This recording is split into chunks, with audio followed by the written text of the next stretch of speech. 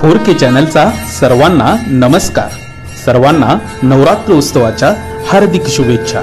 सर्व मंगल मांगल्ये शिवे सर्वार्थ साधिके शरण्य त्र्यंबके गौरी नारायणी नमोस्तुते। 4K चॅनलने नेहमीच कला, क्रीडा, शैक्षणिक, सांस्कृतिक, सामाजिक क्षेत्रात आपला वेगळा ठसा उमटवलेला आहे आणि आज नवरात्र उत्सवाचं हेच औचित्य साधत 4K चॅनल घेऊन आला आहे एक अनोखा उपक्रम, ज्यामधून आपण भेटणार आहोत अशा नारी शक्तींना ज्यांनी आपलं समाजामध्ये वेगळं स्थान निर्माण केलेलं आहे। नमस्कार, मी गौरव जहागीरदार आणि आपण पाहत आहात 4K चॅनल। आजकाल नवरात्रीचा उत्सव चालू आहे आणि जिकडे जिकडे गरब्याचा मौसम चालू आहे, अशातच 4K चॅनलने एक नवीन उपक्रम आणलेला आहे, जागर नवशक्तीचा कौतुक नारी शक्ती। या उपक्रमात म्हणजे ज्या ज्या महिलांनी आपापल्या क्षेत्रामध्ये उत्तम कामगिरी केली, म्हणजे नाव कमवलं, त्यांची आम्ही मुलाखत आपल्या 4K चॅनलच्या प्रेक्षकांना दाखवणार आहोत। त्याच्यामुळे लोकांना त्यांच्या बोलण्यामुळे किंवा त्यांच्या मुलाखतीमुळे लोकांना प्रेरणा मिळेल आणि अजून काय करण्याची भावना जागृत होईल। या कार्यक्रमाची आज आपल्या पाहुणे आहेत कामोठे येथील प्रसिद्ध वुमन हॉस्पिटलच्या सुवर्णा माने चोपडे मॅडम आणि श्वेता भालेराव गजबिये मॅडम यांनी 2 वर्षापूर्वी हे हॉस्पिटल ओपन केलेलं आहे आणि आजकाल हे हॉस्पिटल खूप चर्चित आहे। महिलांची इथे उत्तम प्रकारे सेवा होते आणि खूप छान कामगिरी या हॉस्पिटलने केलेलं आहे। तर आता आपण या मॅडमशी बोलूया। मॅडम, काय सांगणार 2 वर्षांच्या आपल्या प्रगतीबद्दल? नमस्कार, सर्वांना नवरात्रीच्या शुभेच्छा। आणि माझं नाव आहे डॉक्टर सुवर्णा माने चोपडे। मी विनस वुमन्स हॉस्पिटल मी आणि डॉक्टर श्वेता भालेराव आम्ही दोघींनी मिळून 2 वर्षापूर्वी चालू केलेला आहे आणि खूप लोकांनी, कामोठेकरांनी आम्हाला खूप चांगल्या प्रकारे प्रतिसाद दिलेला आहे। आणि माझ्याबद्दल सांगायचं झालं तर माझं शिक्षण आहे MBBS MD गायनेकोलॉजिस्ट, म्हणजे मी स्त्रीरोग तज्ज्ञ आहे आणि मी प्रामुख्याने राहणारी आहे मराठवाड्यातली, पण फक्त शिक्षण आणि त्यानंतरचा प्रवास, करिअर, तर याच्यासाठी मी नवी मुंबईला शिफ्ट झाले आणि कामोठ्यामध्ये स्थायिक झाला आणि इथल्या लोकांनी आम्हाला सामावून घेतलं आणि खूप भरभरून प्रेम देत आहेत आणि आम्ही पण खूप कष्ट करत आहोत। Navratri to all from Venus Women's Hospital. Myself Dr. Shweta Gajbiye Bhalerav. We are running this hospital since 2 years. This is a dedicated women's hospital. हे फक्त एक महिलांकरता हॉस्पिटल आहे जे महिलांनी सुरू केलं आहे आणि आम्ही 2 वर्षापासून सेवा देत आहोत आणि खरंच कामोठेकरांनी आम्हाला चांगला प्रतिसाद दिला आहे आणि पुढेही आम्ही आमच्या क्षेत्रात तुमच्यासाठी अशीच सेवा देत राहू। मॅडम, आपण या क्षेत्रामध्ये मेडिकल फील्डमध्ये येणं हा एक चमत्कार म्हणू शकतो माझ्या पूर्ण फॅमिलीसाठी, कारण माझं जे बॅकग्राऊंड आहे, माझे आई वडील शेतकरी आहेत आणि दूरपर्यंत कधी वाटायचं नाही की आम्ही डॉक्टर होऊन मुंबईपर्यंत येऊ। खूप स्वप्न, जसं आपण लहान मुलं स्वप्न पाहतात तशीच मी पण एक स्वप्न पाहिलं होतं की शिकूया आणि काहीतरी करूया, पण असताना कधीतरी आपल्याला माहिती नाही, आपल्या एक आयुष्यामध्ये एक तुमच्यासाठी एक टर्निंग पॉइंट असतो। जेव्हा एक लहान असताना माझ्या पोटामध्ये, लहान असताना आपल्या पोटामध्ये खूप यायचं, त्याला आपण पोटामध्ये येणं हा प्रकार खेड्यामध्ये बोलतात, आणि तेव्हा मला लिटरली तसंच एक महिन्याला पोटामध्ये यायचं आणि घरचे सगळे असे ते तव्याचं काळं पाज, ह्याचं औषध पाज, त्याचा काढा पाज, असं करून नेहमी मला ऍज अ पेन किलर म्हणून ते ट्रीट करायचे। पण एका दिवशी अशी इमर्जन्सी आली माझ्यासाठी की माझं ते पोटच राहत नव्हतं ऍक्च्युली, आणि शेवटी मला घरच्यांनी दवाखान्यात घेऊन गेले आणि त्यावेळेस लिटरली एक जी मॅडम होती जी मला तपासायला येणार होती, त्या मॅडम ऑपरेशन मध्ये बिझी होत्या आणि मी पोट गच्च धरून हाताला लावून बसलेली होती। मी वाट बघत होती की त्या मॅडम कधी येतील आणि मला बघतील, आणि लिटरली त्यांचं ऑपरेशन झालं आणि रात्रीची 12:30ची वेळ होती। त्यावेळेस वाहनं नसायचे खेड्यामध्ये, आम्ही खेड्यातून दुसऱ्या गावी आम्हाला हॉस्पिटलसाठी जावं लागायचं आणि त्यांनी ऑपरेशन केलं आणि वरून त्या अशा टप टप टप टप खाली आल्या आणि त्यांचा आवाज जे माझ्या कानामध्ये भिनला आणि माझ्या चेहऱ्यावर, म्हणजे मला पोटात दुखत असताना सुद्धा मला इतकं हसू, म्हणजे आनंद झाला की आता ह्या माझ्यासाठी आल्या देव बनून आणि ह्या मला ट्रीट करणार आहेत। आणि तेव्हा वाटलं की मी कोणासाठी असं काहीतरी करू शकेल का जेणेकरून माझ्या हातून पण अशी काहीतरी सेवा होईल, आणि तेव्हा वाटलं की मी होऊ शकते का, हा फक्त पहिला प्रश्न आला होता। आणि घरच्यांनी सपोर्ट करत गेले। घरच्यांना माहिती नव्हतं MBBS काय असतं, BMS काय, मेडिकल फील्ड काय, पण जसं जसं 10वीला चांगले मार्क्स मिळाले, 12वीला चांगले मार्क्स मिळाले आणि त्यानंतर आजूबाजूच्यांनी सांगितले की चांगले मार्क्स आहे तर मेडिकल ही फील्ड मुलींसाठी कधी पण चांगली आहे, आणि अशा प्रकारे मी MBBS ला ऍडमिशन घेतलं। त्यानंतर स्त्रीरोग तज्ज्ञ याच्यामध्ये मला खूप इंटरेस्ट होता पहिलेपासून, स्त्रियांसाठी काहीतरी करत राहावं हे मला पहिलेपासून मनातून वाटायचं आणि म्हणून मग मी ही ब्रँच चूज केली आणि त्यानंतर आमच्या म्हणजे गुणवत्तेवर मला KEM रुग्णालय मुंबई, जे आपण म्हणतो की देशातलं एक सर्वोत्तम एक रुग्णालय आहे, जे खूप नावाजलेलं आहे, तिथे मला ऍडमिशन भेटलं आणि अशा प्रकारे माझा प्रवास तिथे. त्यासोबतच मी आणि डॉक्टर श्वेता आम्ही दोघी फ्रेंड्स आहोत. आम्ही ठरवलं की आपण इथल्या महिलांसाठी सेवा चालू करूया आणि म्हणून आम्ही इथलं फक्त डेडिकेटेड महिलांसाठी एका स्त्रियांनी चालू केलेलं हे पहिलं हॉस्पिटल जे नवी मुंबईमध्ये आम्ही चालू केलं आणि लोकांनी आम्हाला भरभरून प्रतिसाद दिला. असा माझा प्रवास होता. प्रवास खूप खडतर होता, पण लोकांची प्रत्येक जिथं तुमची इच्छा असेल तिथं तुम्हाला लोक भेटतात, मदत करतात. कारण तुमची जर इच्छा असेल म्हणतात की विल पॉवर ही फार इम्पॉर्टंट आहे आणि अशा प्रकारे मी इथपर्यंत आले. खडतर प्रवास होता, पण अशक्य नव्हता असं मी नक्की सांगेल. त्यावेळेस मी असेल एक 8-9 वर्षाची असेल, कारण मला हेच आठवतं की लहानपणापासून मला आत्ता पण म्हणतात की हिच्या पोटातलं खूप यायचं, हिच्या पोटातलं खूप यायचं आणि लिटरली आमच्या गावामध्ये लाईट नसायची, वाहनं नसायची आणि मी खेड्यात राहायचे. तर माझी आई अशी तव्याचं काळं पाज हे पाज मला खूप वर्षानुवर्ष आठवतं. आणि मग असंच कधीतरी एकदा हॉस्पिटलला गेल्यानंतर त्या मॅडमला पाहिलं होतं. ते अंदाजे मी 8-9 वर्षाची असेल त्यावेळेस. हो, त्यानंतर ट्रीटमेंट भेटली. त्यानंतर त्यांनी काही प्रिकॉशन्स सांगितली की काय खायला हवं, काय खायला नको आणि जी अंधश्रद्धा असते आपल्या लोकांची ते पण लक्षात आलं की नाही, जे बरेच जण ह्याच्यावर करणी केली का काय, हिला काही कोणाचं झालंय का काय, ह्या प्रकारावर पण माझ्यावर खूप उपचार केले होते गावाकडे. पण नंतर हळूहळू कळालं की हे पण खूप चुकीच्या गोष्टी आहेत. ऍक्च्युली खूप छोट्या गावातली आहे, भंडारा म्हणून डिस्ट्रिक्ट प्लेस आहे, but it is very small town. लहानपणापासूनच डॉक्टर बनायचं एक स्वप्न होतं माझं पण आणि माझ्या आई वडिलांचं पण, कारण अख्ख्या कुटुंबात कोणी मुलगी डॉक्टर नव्हती. त्याच्यामुळे ते where there is will there is way असं म्हणतात. कारण सर्वसामान्य लोकांना हे फार थोडंसं अवघड जातं की डॉक्टर म्हणजे प्रिपरेशन करणं म्हणा, त्यांचं गायडन्स म्हणा, त्या सगळ्या गोष्टींचं काही म्हणजे हे होतं, मीन्स कमी होती गायडन्सची वगैरे.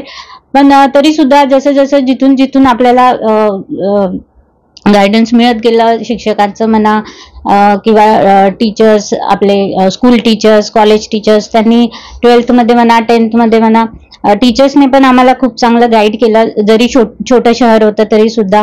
आणि त्याच्यानंतर 12वीत चांगले टक्के पडले. इवन इंजिनिअरिंगला पण चांगल्या कॉलेजला पुण्याला ऍडमिशन मिळत होती, पण आई वडिलांना आणि माझं एक स्वप्न होतं की डॉक्टर बनावं म्हणून त्याच्यामुळे MBBS ला ऍडमिशन घेतलं. आणि त्याच्यानंतर गायनेकोलॉजिस्ट ऍक्च्युली कसं असतं की एक जेव्हा स्त्री लेबर पेन मध्ये जाते, प्रसूतीच्या काळा म्हणा किंवा काय, तर असं वाटायला लागलं की कुठेतरी स्त्री जी आहे, जी स्त्रीची भावना आहे, स्त्रीचं दुःख आहे, ते स्त्रीचं एक समजू शकते. त्याच्यामुळे गायनेकोलॉजिस्ट ही फील्ड घेतली आणि मॅडम आणि आम्ही मग हे हॉस्पिटल सुरू केलं. मी माझं जे शिक्षण आहे पोस्ट ग्रॅज्युएशन ते मी JJ hospital, grand medical college मुंबईतून केलं. प्रिपरेशनच्या वेळेस पण कसं असायचं, कोचिंग नाही, काही नाही, कुठलं गायडन्स नाही. तरी सुद्धा काही महिने जॉब केला, थोडेफार पैसे जमवले. त्याच्यानंतर 6-7 महिन्याचाच पिरियड होता की नाही, आता आपल्याला कुठेतरी ऍडमिशन घ्यायची आहे. तर त्या 6-7च महिने आहेत आपल्याला प्रिपरेशनला. तर आपल्याला पोस्ट ग्रॅज्युएशनसाठी सीट मिळवायची आहे. तर त्याच्यासाठी डेडिकेटेडली 6-7 महिने अभ्यास केला आणि गव्हर्नमेंट कॉलेजला सीट मिळाली. कारण एवढी ऐपत नव्हती आई वडिलांची की प्रायव्हेट कॉलेजमध्ये ऍडमिशन घेऊ शकतील. आणि गव्हर्नमेंटला ऍडमिशन मिळाल्यावर खरंच आई बाबा सगळ्यांचं स्वप्न खूप साकार झालं, सगळ्यांना आनंद झाला. आणि त्याच्यानंतर मी तेरणा मेडिकल कॉलेजला ॲज अ असिस्टंट प्रोफेसर म्हणून होते, तेव्हा आमच्या दोघींची ओळख झाली. आणि मग आम्ही विचार केला की चला आपण काहीतरी जे हॉस्पिटल आहे किंवा स्त्रियांसाठी काहीतरी नवीन सुरू करूया, हॉस्पिटल सुरू करूया, आपली एक ओळख निर्माण करूया. आणि कामोठेमध्ये मग आम्ही हे हॉस्पिटल सुरू केलं आणि आम्हाला खरंच छान प्रतिसाद इथे मिळाला. आणि वी आर होपिंग की we continue this work in the future also. Thank you very much. दोघींची ओळख झाली असं तुम्ही सांगितलं, पण दोघींची ओळख होऊन ते हा बिझनेस चालू करायचा म्हणजे एकदम तुम्ही कसं जमलं की चला एवढा मोठा रिस्क घेऊया आणि बिझनेस चालू करूया वगैरे? ऍक्च्युली जिथे विल असते ना, where there is will there is way असं म्हणतात. आणि जेव्हा तुम्हाला काहीतरी करायचं असतं म्हणजे तुमच्या लाईफमध्ये, तर बरोबर कुठून ना कुठून ती नाती जोडून येतात. आणि जेव्हा तुमचं ट्युनिंग म्हणतो किंवा जेव्हा तुमची मेंटॅलिटी मॅच होते तर बरोबर बाय नेचर्स लॉ म्हणा, बाय नेचर्स रूल त्या गोष्टी घडून येतात. असं म्हणायचं ना की जेव्हा आम्ही एकत्र भेटलो तेव्हा विचार पण नव्हता केला की आम्ही एकत्र काही असं चालू करू, आमचं फ्युचर आम्ही एकत्र ग्रो करणार आहेत हा स्वप्नात पण विचार नव्हता. जस्ट की सोबत राहिलो, एकमेकांचे थॉट प्रोसेस शेअर केलेली, टुवर्ड्स पेशंट जे आम्ही जे सेन्सिटिव्ह आहोत किंवा पेशंट बाबतीत जे आम्ही इमोशनली इन्व्हॉल्व्ह होऊन जातो किंवा पेशंटला आम्ही ऍज अ फॅमिली मेंबर समजतो. एक नेचर दोघींचं बऱ्यापैकी सेम होतं. त्यानंतर दोघी पण आम्ही खूप एक रिमोट प्लेस मधनं आलेली होतो. म्हणजे मुंबईमध्ये स्थायिक व्हायचं तर तुम्हाला खूप स्ट्रगल असतं, तर तुम्हाला वाटतं की आपल्यासारखा जोडीदार हवा. म्हणजे जसं तुम्ही ऍज अ पार्टनर, म्हणजे तुम्ही ऍज अ हजबंड एक बघता की मला माझ्यासारखा कंपॅनियन असावा, तर सेम बिझनेसमध्ये सुद्धा आपण असाच पार्टनर बघतो की जो माझ्यासारखा असेल, ज्याला ज्याला माणूस म्हणून तो खूप चांगला असेल. पैसा तर तुम्ही कमवणार आहातच, पण एक माणूस म्हणून त्याच्यामध्ये ऍज अ ह्युमॅनिटी तो त्याच्यामध्ये कशी आहे किंवा तो पेशंटला कशा प्रकारे चांगला ट्रीट करू शकतो. तर हे दोघांमध्ये आम्ही बऱ्याच गोष्टी आम्ही सिमिलर बघितल्या आणि आम्हाला वाटलं कुठेतरी आपण ट्राय करूया. आणि आम्ही खरंच सक्सेस, बऱ्याच जणांना खूप डाऊट्स होते, बऱ्याच जणांनी खूप शंका घेतलेली की 2 महिला कधीच एकत्र बिझनेस करू शकत नाहीत, यावर सुद्धा खूप शंका घेतलेल्या. पण आम्हाला आतापर्यंत आम्ही प्रूव्ह केलेलं आहे की आम्ही एकत्र आहोत आणि आम्हाला अजून आम्ही एकमेकांना करेक्ट करत परफेक्ट बनायचा ट्राय करतो. Because no one is perfect. फक्त आम्हाला की आम्हाला एकत्र ग्रो करायचं, तर माझ्या काही गोष्टी मी हिला परफेक्ट करायचा ट्राय करते, ती मला परफेक्ट करायचा ट्राय करते, जेणेकरून विनसचा एक परफेक्ट आउटपुट बाहेर आला पाहिजे. आणि असं करत आम्हाला एक विनसची एकच ब्रँच नाही, तर आमची एक स्वप्न आहे मी विनस खूप उंचावर घेऊन जाऊ आणि लोकांना हे एक बेंचमार्क सेट करू की 2 महिला एकत्र बिझनेस पण करू शकतात आणि प्रगतशील क्षेत्रावर ते एका कोणत्या उंचीपर्यंत गाठू शकतात हे तुम्ही अंदाज लावू शकत नाही. आणि दुसरी गोष्ट मला वाटतं की महिलांना सपोर्ट करायची फार गरज असते, कारण सध्याच्या काळामध्ये एका महिलेला बिझनेस असो, करिअर असो, हे फार अवघड आहे. जर एका महिलेने जर आपण एकमेकांना सपोर्ट करत जर पुढे गेलो तर तुम्ही घर पण बघू शकता, तुम्ही फॅमिली तर बघू शकता, त्यासोबत तुम्ही करिअरमध्ये सिंगल हँडेडली तुम्ही किती जरी बेस्ट दिलात पण एका स्टेजला तुम्ही मेंटली म्हणा किंवा फिजिकली थकून जाऊ शकता. तर जेव्हा 2 शक्तीची जर स्त्रीची जर शक्ती एकत्र आली तर मला वाटतं की हे आपण शिखर आहे ते खूप उंचावर गाठू शकतो. हे आम्ही खूप पॉझिटिव्हली विचार करून आम्ही एकत्र बिझनेस नाही म्हणू शकत, विनस ही एक आमची फॅमिली आणि अशा प्रकारे आम्ही चालू केलेलं हॉस्पिटल आहे. माझ्या फॅमिलीमध्ये माझ्या पूर्ण खानदानामध्ये मी पहिली डॉक्टर आहे, फिमेल डॉक्टर. आणि त्याच्या अगोदर 3 वर्षाच्या अगोदरच माझा भाऊ डॉक्टर झालेला आणि त्याचं क्रेडिट माझ्या चुलत्याला पण जातं, कारण माझे जे चुलते आहेत तर त्यांच्या घरी आम्ही राहून शिकलो होतो, कारण ते ऍग्रिकल्चर ऑफिसर होते परभणी जिल्ह्याच्या ठिकाणी. तर आम्ही आईवडिलांना सोडून त्यांच्या घरी राहिलो, कारण आम्हाला शिकायचं होतं आणि सुट्ट्यांना फक्त आईवडिलांना भेटायला यायचो. तर असं आम्ही आमचं बालपण काढलेलं आहे. तेव्हा आमच्या गावातले सगळे लोक आईवडिलांना म्हणायचे की मुलांना दूर कशाला ठेवता, आईवडिलांना सोडून का ठेवता. तेव्हा माझ्या आईवडिलांनी कुठेतरी दूरदर्शी विचार केला होता की माझे मुलं हुशार आहे तर त्यांचा बुद्ध्यांक वाया नाही गेला पाहिजे. आणि ज्यावेळेस आणि त्यातल्या त्यात मुलगी म्हणून खूप हिनवायचे की मुलीला कशाला दूर ठेवता, काय गरज आहे, असंही तिला हुंडा तर द्यावाच लागणार आहे, शिक्षणही शिकवा, हुंडा पण द्या. पण माझ्या आईवडिलांनी त्यावेळेस हा विचार नाही केला. त्यांनी हा विचार केला की नाही ही हुशार आहे तर हिला पण ही काहीतरी करेल, डॉक्टर होईल हे कोणाला माहिती नव्हतं, नक्की ही काहीतरी करणार आहे. हे म्हणतात बाळाचे पाय पाळण्यात दिसतात, असे माझे चुलते मला नेहमी म्हणायचे की हिचे पाय मला पाळण्यातच दिसलेले, ही नक्की काहीतरी करणार, ही डॅशिंग आहे, हिच्यामध्ये करायची खूप जिद्द आहे, हुशार आहे. तर मला असं त्या सगळ्यांनी प्रमोट केलं, तर मी माझ्या घरच्यांनाही त्याचं श्रेय देऊ इच्छिते. ज्यावेळेस माझा MBBS ला नंबर लागला, आमच्या गावाला रोड नाही, आमचा कच्चा रोड आहे आमच्या गावाकडे. तर तेव्हा आमच्या गावामध्ये जेव्हा एखादी कार जरी आली ना तर आम्हाला एवढं उत्सव वाटायचं की अरे कार कशी दिसते, कारमध्ये लोक बसतात कसे, कारमधून बाहेरचं जग कसं दिसतं. तर त्यावेळेस मला हे स्वप्न वाटायचं यार मी कधी कार घेईल का, माझ्याकडे कार असेल का. तर मला हे स्वप्न करून दाखवायचं की मी माझी स्वतःची कार घेऊन माझ्या गावामध्ये जाईल. तर ज्यावेळेस डॉक्टर झाल्यावर मी गेल्यावर तर माझं गाव लिटरली माझ्या गावाने म्हणतात ना आपल्याकडे साखर नारळ वाटतात, तर माझ्या गावातल्या लोकांनी नारळ साखर वाटलं. माझी गाडी घेऊन माझ्या वरवंटी एका खेडेगावामध्ये गेले होते, तेव्हा मला तो दिवस आठवला जेव्हा दुसऱ्यांची गाडी यायची आणि लहान पोरं अशी अवतीभोवती फिरायची त्या कारच्या भोवती. तेव्हा माझी फिलिंग कशी होती, तेव्हा मला हे फील झालं की माझ्या गाडीच्या भोवती जेव्हा छोटे छोटे पोरं येत होते तेव्हा मी त्यांना सगळ्यांना सांगितलं की हे तुम्ही स्वप्न साकार करू शकता. हे मी पण इथलीच मुलगी आहे, माझ्या गावामध्ये अजून सुद्धा शौचालय नाहीयेत, मी अशा गावातून आलेली मुलगी आहे. तर स्वप्न बघा, तुम्ही फक्त स्वप्न साकार करण्यासाठी प्रयत्न करा, झोपेत स्वप्न बघू नका, दिवसा स्वप्न बघा, नक्कीच पूर्ण होतात. त्यामुळे एक महिला म्हणजे 3 ते 4 आठवड्यावरती काम करत असते, म्हणजे पतीवर संसार, मुलांचं पालन पोषण आणि हा बिझनेस. तर एवढी सवय तारेवरती कसरत आपण कशी करता? ह्याच्यामध्ये आपण आपल्या स्वतःलाच क्रेडिट देण्यापेक्षा की एकतर ऍज अ फिमेल स्त्री म्हणून तुम्हाला सगळ्यांचा सपोर्ट फार महत्वाचा आहे.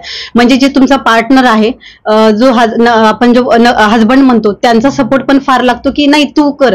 जरी त्यांनी सपोर्ट आपल्याला फिजिकली हेल्प करू शकतात, करू इच्छित आहेत किंवा नाही करू शकतात, पण नाही तू करू शकतेस, तू कर, हा एक सपोर्ट महत्वाचा आहे.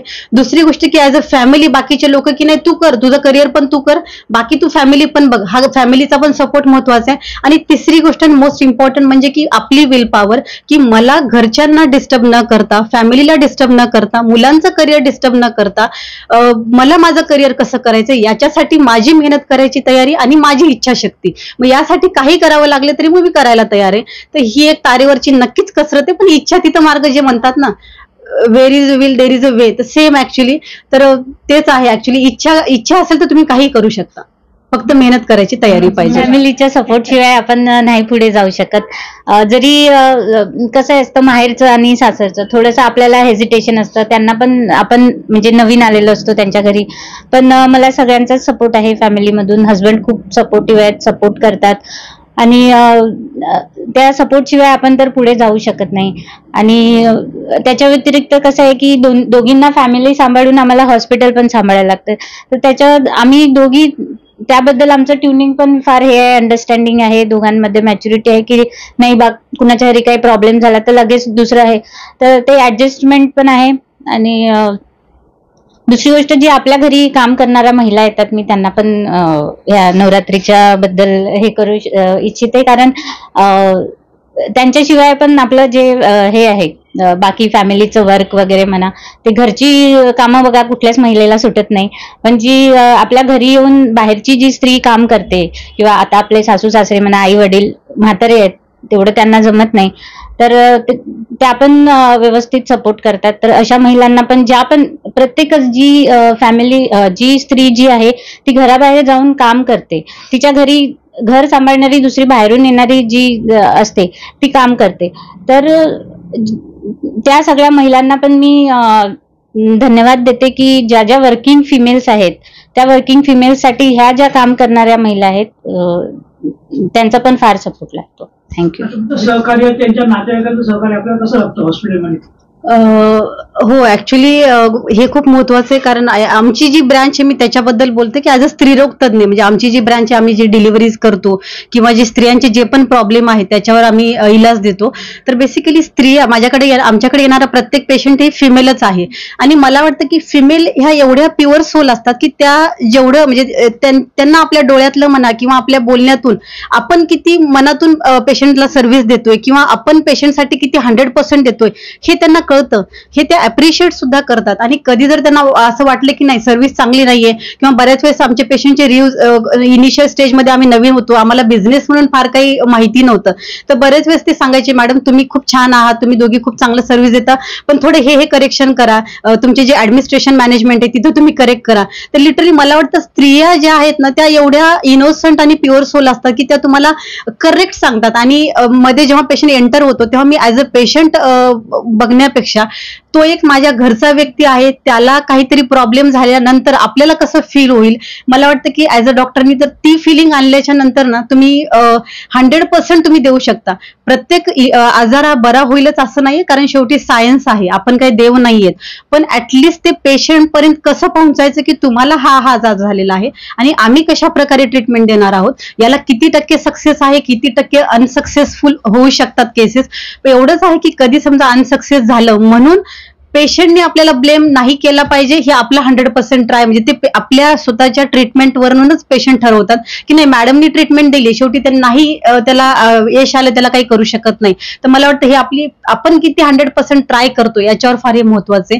त्याच्यानंतर आपण पेशंटला ब्लेम करू की नाही पेशंट अरे ऐकतच नव्हता, किंवा त्यातून 100 मधून एक पेशंट असाही भेटतो आपल्याला की म्हणजे आपण खूप समजून सांगतोय, पण ते थोडेसे हा एक ह्युमन नेचर आहे. 100% लोकांना आपलं पटल नाहीये, 101 पेशंटला नाही पटणार आपलं.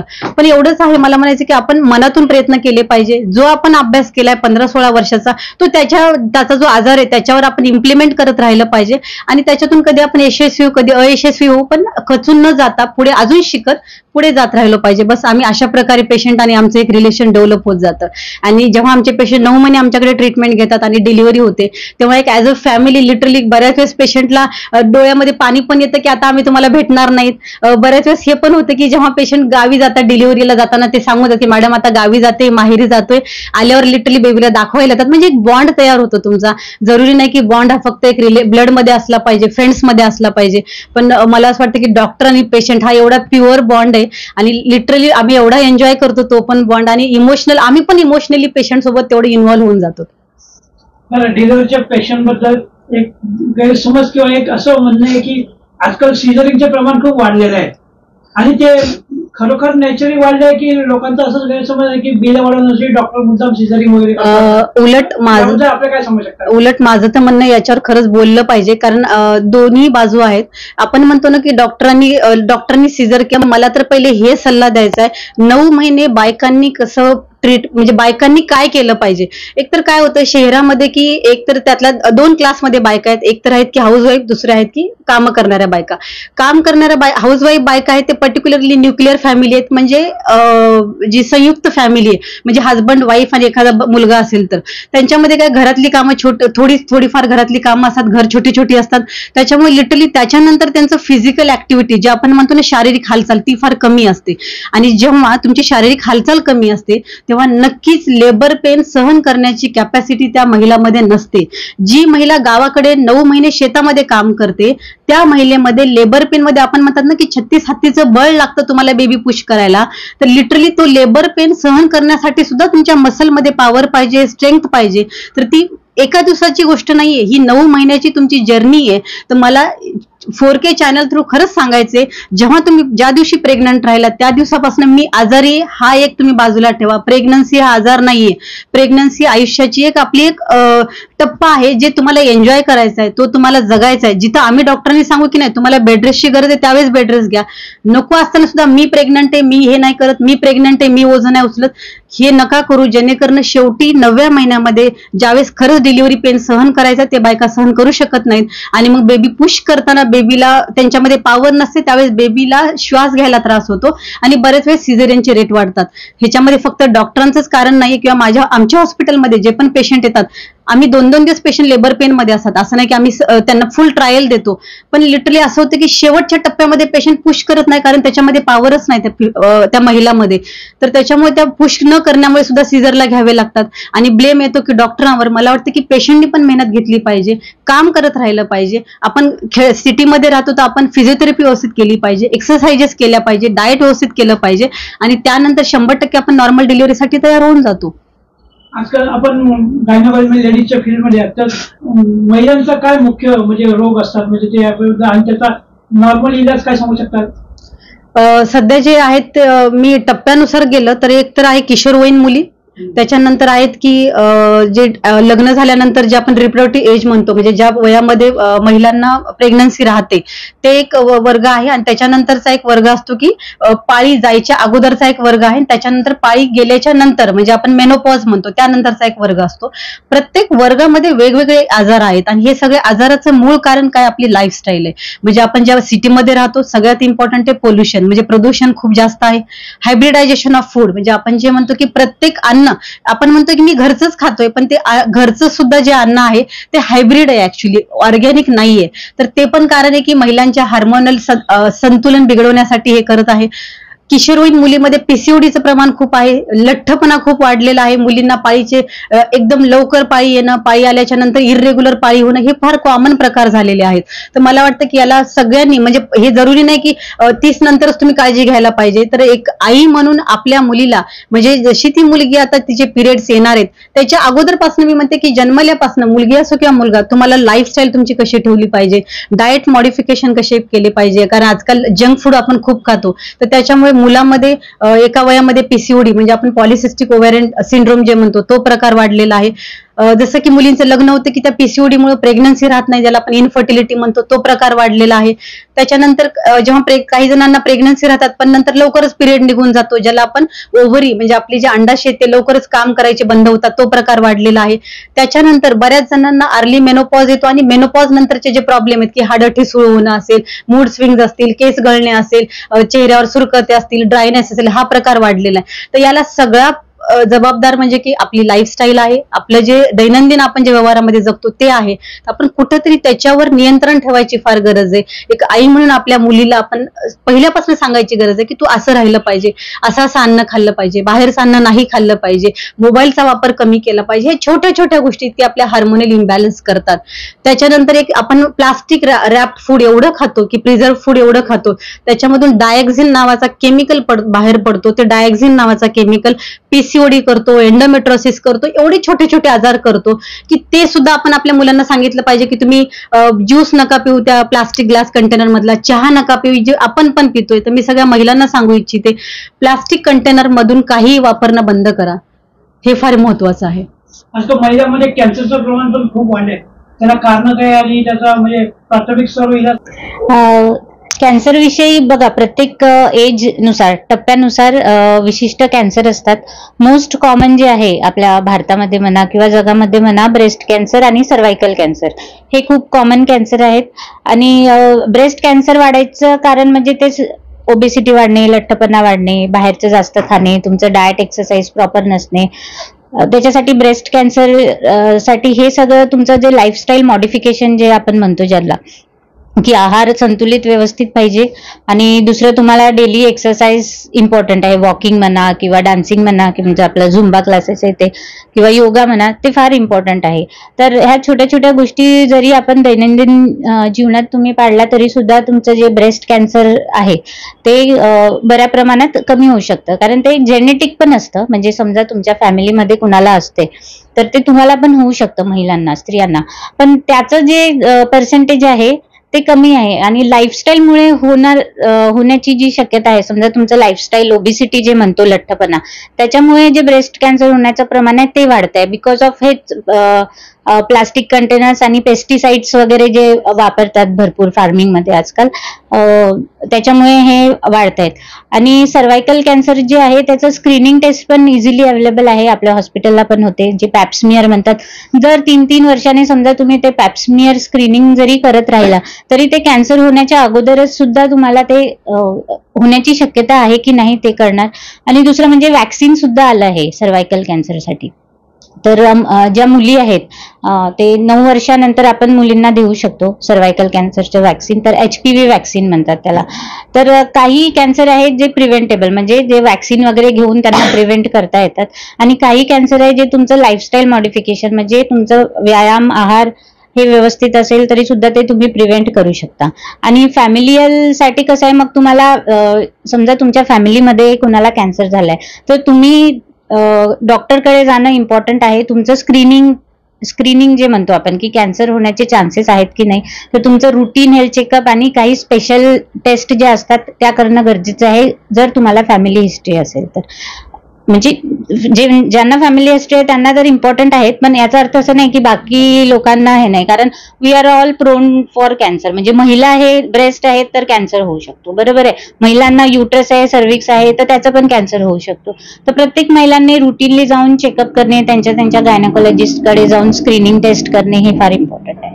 3 वर्षानंतर आपलं हॉस्पिटल कुठे असेल, म्हणजे तुमच्या 3 वर्षानंतर 5 म्हणजे एक बिझनेसची प्लॅनिंग असते की आपल्या 3 वर्षांतर इथे पोहोचायचं. जसं आपण 10वी नंतर 12वी 15वी, तसं बिझनेसची एक प्लॅनिंग असते की 3 वर्षांतर आपलं हे झालं पाहिजे, 5 वर्षांतर हे झालं पाहिजे. तर असं काय आपलं नियोजन आहे का? हो, नक्कीच आहे की, कारण एक प्रत्येक जण हा पैशासाठीच जगत असतो. पैसा जरी महत्वाचा नसेल पण तो त्याच्याशिवाय आपलं काही दैनंदिन व्यवहारामध्ये आपण काहीच करू शकत नाहीत. तर नक्कीच प्लॅनिंग तर प्रत्येक गोष्टीच असते. एवढंच आहे की मला असं वाटतं की प्रामाणिकपणे जर तुम्ही प्रयत्न करत असाल आणि जर तुम्ही 100% जर तुम्ही देत असाल तर तुम्हाला देवाची ब्लेसिंग असते, मोठ्यांचे आशीर्वाद असतात. आणि आमच्यासाठी सगळ्यात महत्वाचं म्हणजे पेशंटचे आशीर्वाद असतात. कारण प्रत्येक येणारा पेशंट लिटरली आशीर्वाद देऊन जातो, डोक्यावर हात ठेवून जातो की मॅडम तुम्ही खूप प्रामाणिक आहात, खूप मेहनत घेतली आमच्यावर आणि तुम्ही असंच खूप मोठे व्हाल.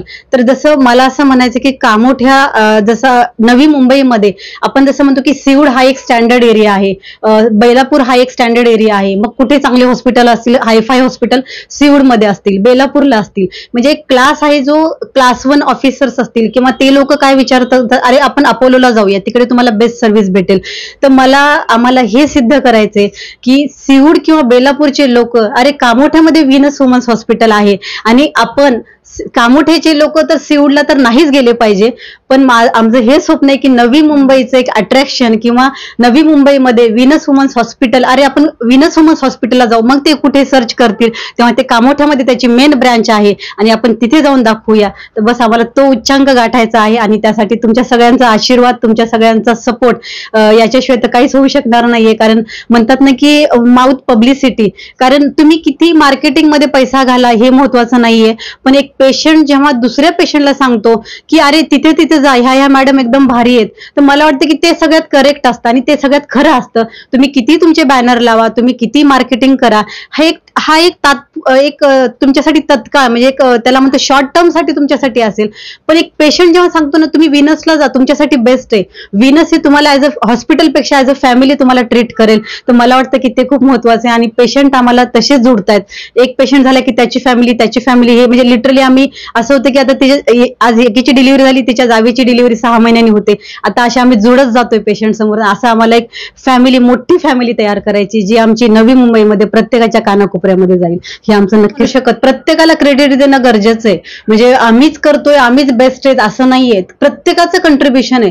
जसं की तुम्ही आमच्यापर्यंत पोहोचला त्यावेळेस आपण फर्स्ट टाइम भेटलो होतो, तुम्हाला आमचा अप्रोच चांगला वाटला, आम्हाला तुमचा अप्रोच चांगला वाटला. आणि मला असं आताही तो दिवस आठवतो, तुम्ही बोलले होते की मॅडम मी 90 ते 100 बायकांना मी घेऊन येतो आणि त्या दिवशी तुम्ही मला शब्द दिला होता की 90 to 100 बायकांना मी घेऊन येईन. लिटरली दिवसभर मी आणि मॅडम पेशंट काढत होतो, पेशंट संपत नव्हते. 2 दिवस आम्ही पेशंट काढत होतो आणि आम्ही शेवटी अंक बघितला, 105 बायकांचा आम्ही कॅम्प घेतला होता. आणि मला वाटतं की आम्ही अगोदरही खूप कॅम्प घेतले होते पण एवढे सक्सेसफुल कॅम्प नव्हते, कारण जिथं खरंच ज्याने एफर्ट्स टाकले त्याला क्रेडिट देणं आणि अप्रिशिएट करायलाच पाहिजे. तर मला वाटतं की तो आमचा फर्स्ट सक्सेसफुल कॅम्प होता जिथं तुम्ही जे बोललात आणि ते खरंच झालं होतं. आणि त्यानंतर एवढ्या नगरसेविकांच्या ओळखी झाल्या किंवा जे इथले लिडिंग महिला आहेत त्या बऱ्याच बायकांना घेऊन आलेल्या, त्यानंतर बऱ्याच बायका जुळत गेल्या आम्हाला, त्याच्यानंतर त्यांना जे प्रॉब्लेम वाटत गेले त्याच्यासाठी इथं येत गेले आणि खरंच त्याचा आम्हाला नक्कीच फायदा झाला.